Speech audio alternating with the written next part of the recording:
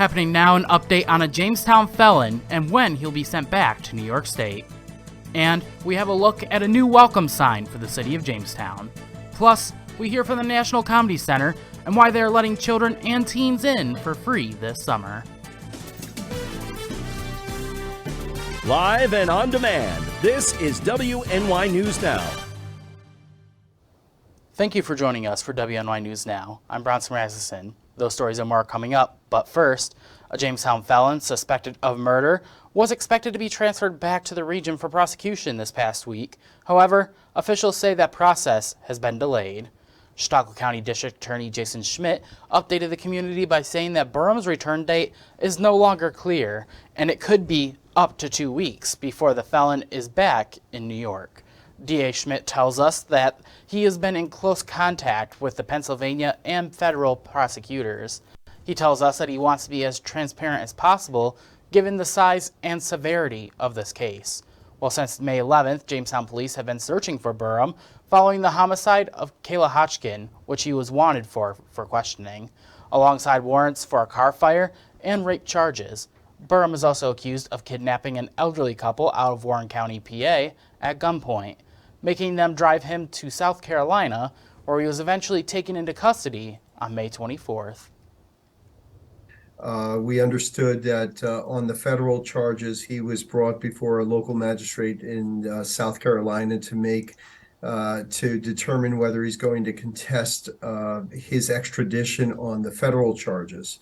At this point, my understanding is that he's going to be transported back to the Western District of New York, which filed those initial charges, and he'll be brought before that court. Now, upon his capture, Burham did waive any challenges to his extradition to New York State. Before he can be transferred, his federal charges must be settled by the local magistrate in South Carolina. Then it'll be up to the individual states involved to take on the case. Well, a Jamestown man is behind bars following a domestic dispute involving a metal rod Tuesday morning. Ellicott police responded to a domestic dispute call at the Colony Motel Tuesday morning. Upon arrival, officers found 51-year-old Bobby Kostelik had allegedly kept a female victim hostage, beating her with a metal rod. Police allege Kostelik of refusing to let the victim use a phone or to escape the motel room to contact authorities, all while being beaten with a metal rod, causing injury. Eventually, the unidentified female was able to escape and call police. There was also an order of protection against Kostelik, which was violated in the incident. He was taken to custody by Ellicott police and charged with harassment, assault, unlawful imprisonment, and criminal contempt. Kostelik was transferred to the Chautauqua County Jail, where he's currently being held, pending arraignment. Well, a new welcome sign for the city of Jamestown has been officially installed.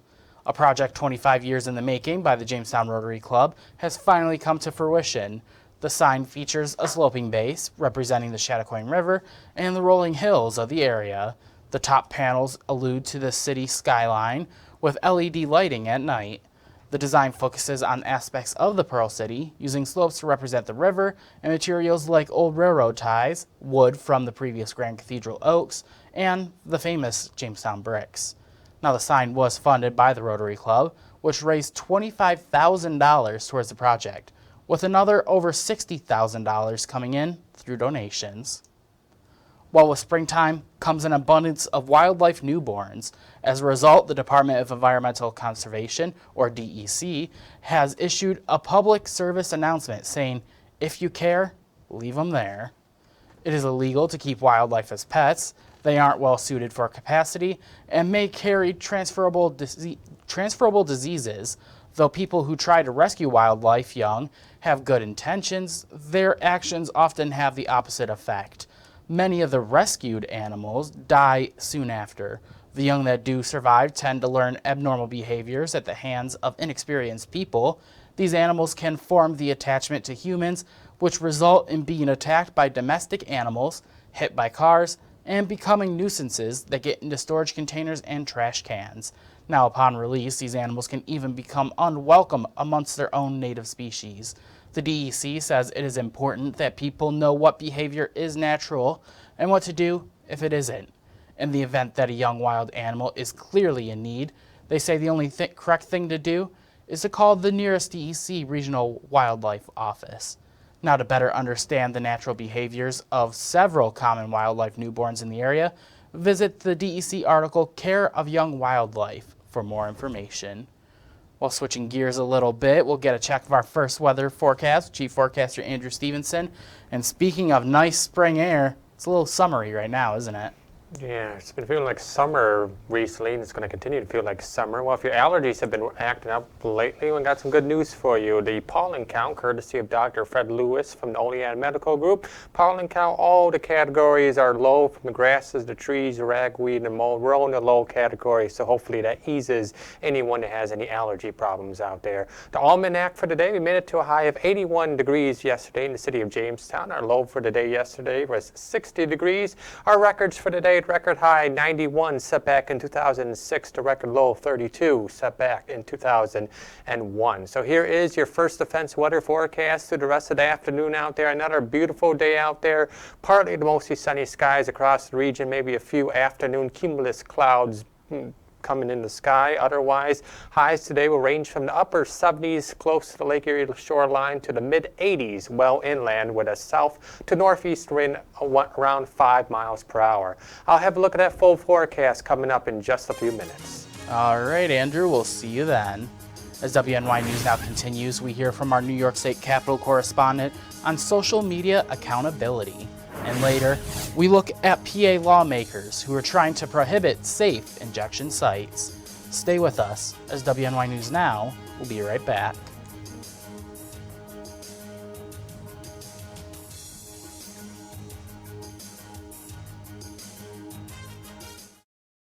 With coverage that matters, this is WNY News Now.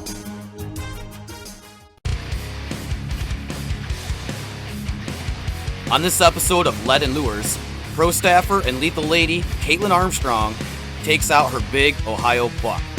Months of hard work, dedication, and scouting have led her to this moment. You're not going to want to miss this episode of Lead and Lures on Channel 716 Roku TV.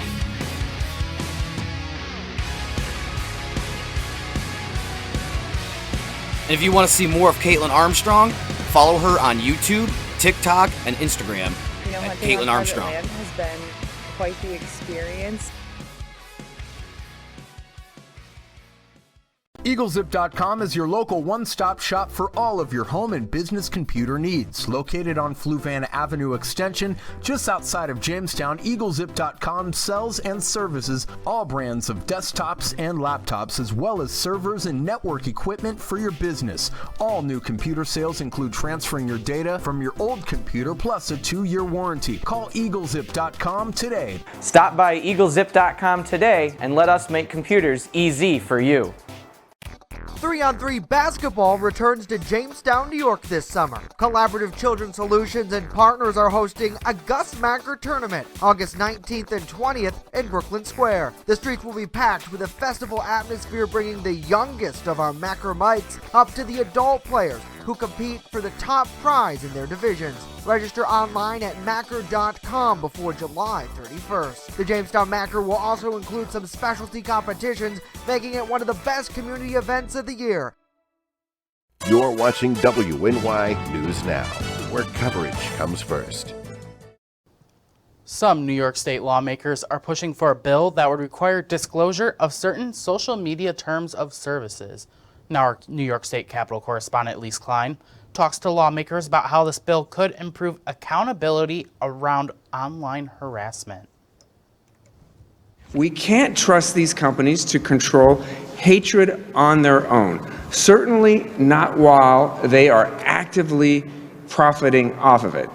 The bill would require social media companies to post their terms of service in a manner designed to inform all users. It also provides remedies for violations and requires social media companies to submit certain terms of service reports to the State Attorney General's office. Some advocates with the Anti-Defamation League, or ADL, say this legislation would require greater transparency and accountability from social media companies and ultimately better protect targeted groups. Without proper transparency, we are unable to protect our youth from bullying, harassment, and possible indoctrination. We have a responsibility to ensure that everyone can safely navigate the internet. Meta, the social media company owner of Instagram and Facebook, currently posts their terms of service on facebook.com/terms. They also have a transparency center outlining Facebook community standards. Meta stated in an email to WNY News Now they would not comment on this legislation. Senator Hoylman-Siegel says the way social media companies publish their content moderation policies is confusing. Platforms like Twitter and Facebook say they can handle the problem, but in reality, they're hiding it. In Albany, Elise Klein, WNY News Now. Former First Lady Rosalynn Carter has been diagnosed with dementia. Well, that's according to the Carter Center. The 95-year-old is married to former President Jimmy Carter. He's 98 and began home hospice care in February. Now the center says the couple is living happily together in Plains, Georgia. It says it's sharing the news to increase awareness about the disease. That might be fitting since Rosalynn Carter was a prominent advocate for mental health during her time at the White House. Pennsylvania lawmakers are moving forward with efforts to prohibit safe injection sites in Pennsylvania. Safe injection or overdose prevention sites are indoor spaces where individuals can use their own drugs under clinical supervision. A handful of sites currently operate in the U.S., including in New York City.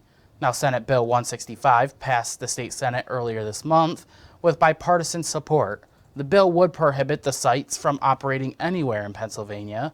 Those who oppose the bill say that it shuts the door to exploring an effective harm reduction tool. Those who voted for the bill say the sites are counterproductive because they enable those with a substance use disorder. One thing that I think people misunderstand is that there's some opposition between sites like this and connecting people to treatment. And that's just, it couldn't be less true. I mean, people do get connected to treatment at overdose prevention sites. But most of us, I think, have a fairly common sense approach to this, that, you know, continuing to enable them to use drugs is not helping them. Now, if the bill passes the House, it will likely receive a signature from Democratic Governor Josh Shapiro, who recently voiced his opposition to the sites. Well, as New York Appeals Court ruled, members of the billionaire Sackler family will be protected from current and future lawsuits. The family and the company they owned had been accused of helping fuel the opioid epidemic in the U.S. Tuesday's ruling clears the way for the bankruptcy deal for the family-owned company, which declared bankruptcy in 2019. In exchange for immunity, the Sacklers would personally pay out up to $6 billion to help fight the ongoing opioid epidemic. The settlement between the Sacklers' 8 states and the District of Columbia was initially agreed upon in March. Tuesday's decision does not require Purdue to lift the liability shield from private claims for the Sacklers. Now, Purdue Pharma first introduced the drug OxyContin in the 1990s and marketed it as a non-addictive drug. While coming up, we look at a message from South Korea preparing to evacuate their citizens. And later, we get the latest details on the debt ceiling and how it could be turned back by the House. But first, we return with a look at our full weather forecast.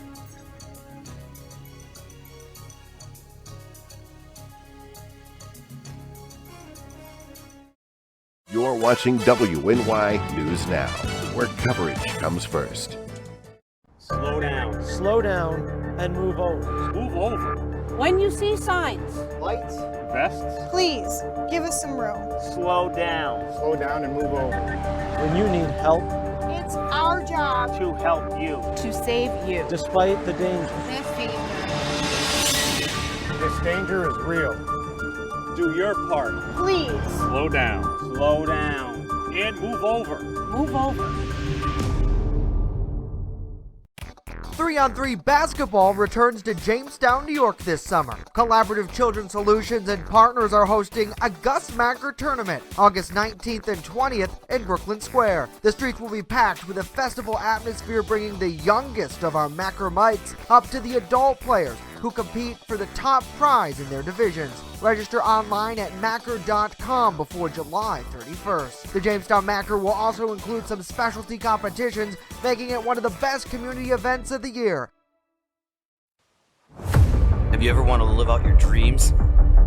Hunt, fish, in all corners of the earth? Well, now's your chance. Follow Primitive Patriot Outdoors as we live out our dreams and show you how to live out yours through outdoor adventures.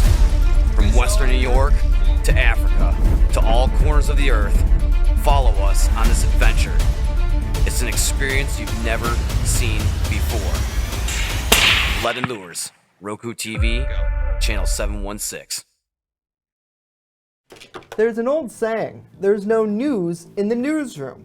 Well, it's true. The time I spend at the anchor desk is just part of my day. Most of our time is spent gathering stories in the community, stories that matter to you. We can't do it alone, and we need your help. When you see breaking news or have a news tip we should know about, drop us a line on Facebook today, email our news desk, or call our newsroom at 488-7226 so we can bring those stories straight back to you. With coverage that matters, this is WNY News Now. Fast, accurate, and everyday. First Defense Weather. Welcome back to WNY News Now. With the warm weather, summer-like weather you've had recently, you might be thinking about taking your boat out on Lake Erie. Perfect boating weather out there with winds southwest 5 to 10 knots and waves 1 foot or less. The water temperature off Buffalo is 58 degrees and the water temperature off Erie is 52 degrees. So while we might have some nice weather to get out there and boat in, it's not really nice weather to get out there and do some swimming, because while the air temperature may be like 80 degrees out there, the water temperature is still very chilly out there, only in the 50s in both Erie and Buffalo. Here's what's happening across the Northeast right now. I feel like I'm a broken record because it's the same thing it has been the past few days. High pressure remains firmly in control across the Great Lakes in the Northeast, and that continues to provide dry weather across much of the area, keeping out anything other than sunshine from making its way into the region. Here's the future scan for the rest of the afternoon. Partly mostly sunny skies. Future scan's trying to show up a couple pop-up isolated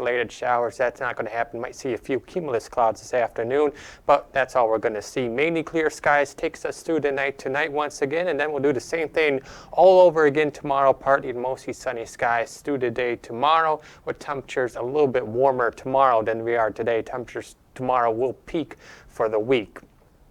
Tomorrow night is also open. Let me go back. I went a little too far. Tomorrow night is also open tonight for the Tarp Skunks as they host the Olean Oilers at Dietrich Park. A beautiful night for baseball out there. Mainly clear skies. We'll start first pitch around 6:30 with temperatures 82 degrees by the 7th inning, and temperatures drop down to around 77. And by the time the game is over, hopefully after a Tarp Skunks victory, partly sunny skies with temperatures in the lower 70s. So if you're going out there, beautiful night for baseball.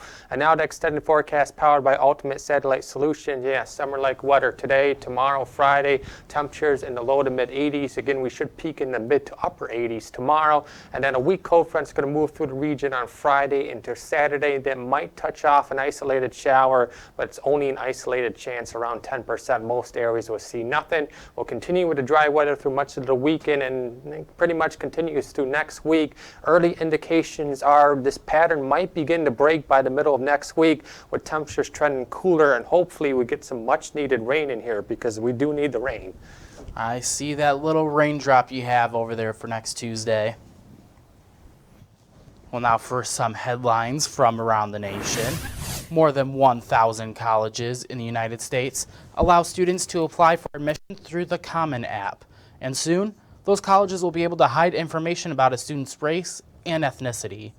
The Common App says it is making the change to allow college to do that starting August 1st.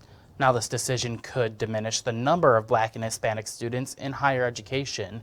The move comes ahead of the Supreme Court's ruling that would likely ban college and universities from taking race into consideration when admitting students. Questions about race and ethnicity are optional questions on the Common App, and that likely won't change according to the organization.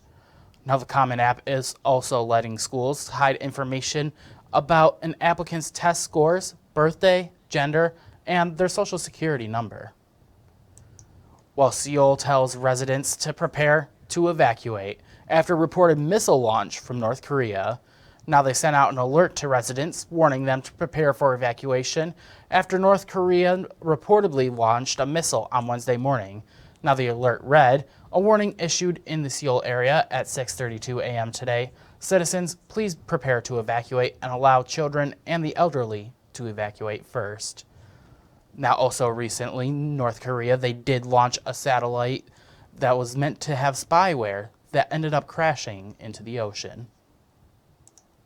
Well, over the weekend, President Biden and Speaker of the House, Kevin McCarthy, well, they reached an agreement on the debt ceiling. Legislation would raise the government debt ceiling and set spending limits for federal dollars, but the bill is facing its first major hurdle today.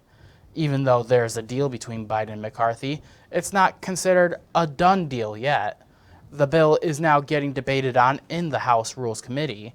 Before this hearing began not too long ago, a handful of hard-right Republicans who are on the committee are pushing back on this legislation, arguing that the plan doesn't have enough spending cuts, and are threatening to use their power on this Rules Committee to try to keep it from reaching the House floor.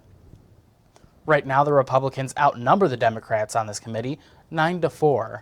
If the hard-right Republicans decide to push back on this legislation, the other Republicans might turn to the Democrats to push this legislation through.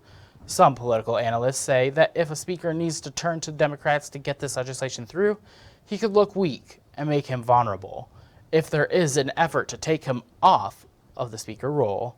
For the most part, members in the Rules Committee are pointing the finger at each other, accusing each other of not taking this seriously. The hearing is still going on right now, but if the committee moves forward on this legislation, we expect the House to vote on this as early as tomorrow. Now, Treasury Secretary Janet Yellen says Congress has to pass the debt ceiling legislation and get the president to sign it before June 5th, or else we could default, which would likely lead to severe economic consequences. Well, coming up next, we hear from officials at the National Comedy Center and why they're letting kids in for free this summer.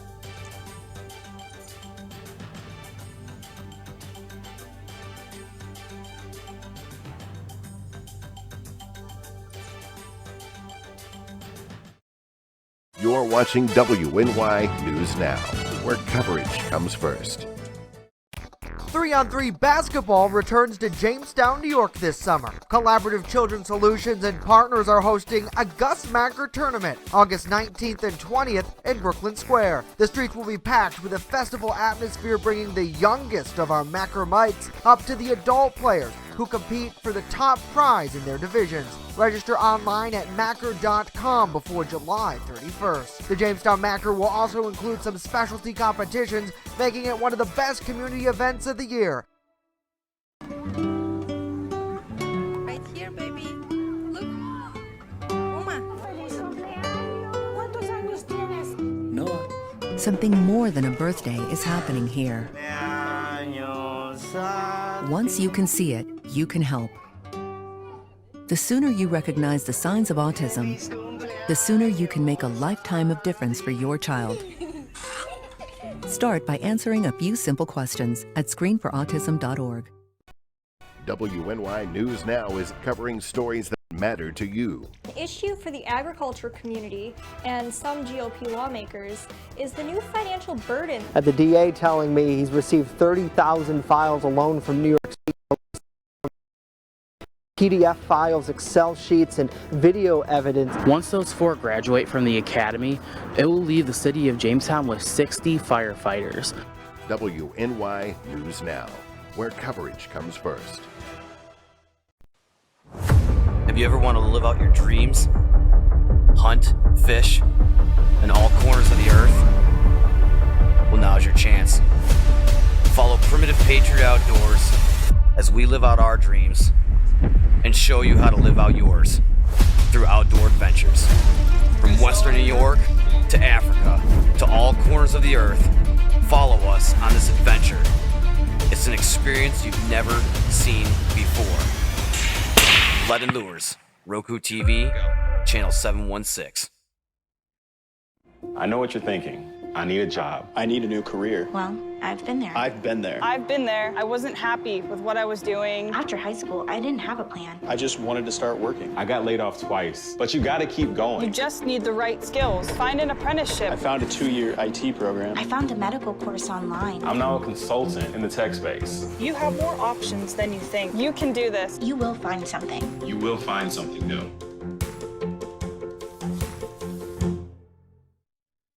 You're watching WNY News Now, your source for breaking news. The National Comedy Center has teamed up with Schultz Auto Group this summer to waive admission fees for kids 17 and under in an attempt to promote laughs and fun times through the summer months. Now our Alyssa Wright joins us live in the studio today with more. Alyssa? Bronson's staff at the Comedy Center are seemingly overjoyed by this partnership and are looking forward to all the smiling faces to come. This year, we are celebrating that new family-friendly distinction by offering free admission to kids and teens. So this is kids and teens 17 and under, up to 2 free kids with a paying adult. Executive Director of the Comedy Center, Journey Gunderson, expresses her gratitude to Schultz Auto Group for making this possible. It's all made possible by the support of one of our sponsors who really helped get the Comedy Center built in the first place, and led by Jillian Schultz. The partnership just seemed to make sense. We are just super excited to team with Journey and the National Comedy Center. My dad is a huge supporter in the local community of giving back, especially the youth. In the end, it's all about hearing the kids laugh. So the idea is that kids are out of school in the summer, so it's Memorial Day weekend through Labor Day weekend, that kids and teens are free. Again, thanks to Schultz Auto Group. The Kids Free Summer event kicked off on May 26th and will run through September 4th of this year, giving families more than enough time to come visit the center, maybe even twice. All kids 17 and under will have free admission to the museum with their paying adult. All right, Alyssa, and this was your first time actually being inside the Comedy Center, right? Yes, it was. How was that experience? It was so incredible, and I love the interactive. Most of the exhibits are interactive, which is really cool. It was a very fun experience. Well, coming up this summer now, we also have, and I believe I talked to you a little bit on this, but we didn't include it, the Comedy Fest coming up, I believe, beginning of August, with some pretty notable names coming our way. Although I don't think you were a fan of them, right? I'm not. Because you didn't even know who Fluffy was. I'm so sorry. I'm ashamed to admit that. I can't believe Andrew doesn't know it either. I also did not know who Fluffy was. You uneducated, uncultured people. I'm so sorry. But it's going to be a great time there at the Comedy Center, and for them to see kids coming in really to have a laugh during these times that they're not at school. Absolutely, and it's giving them something. There's not a whole lot of things to do in Jamestown, unfortunately, right now. So giving them the opportunity to come in for free, enjoy the air conditioner, enjoy some laughs with their adult. It's a really great thing they're doing there. Unfortunately, I believe with these kids, they can't go down to the Blue Room, although the parents going with can. I don't think you actually saw that area, though, did you? I didn't. I'll have to go back and check it out. Definitely 18 plus. Don't exactly go there if you're young. Some higher level humor. News Now company trip in the future, Mr. News Director? There we go. But that's all the time that we have for us today. We'll leave you with this live look over Lakeside Park. And Andrew says that it looks great for these next coming days. Sunshine and more sunshine.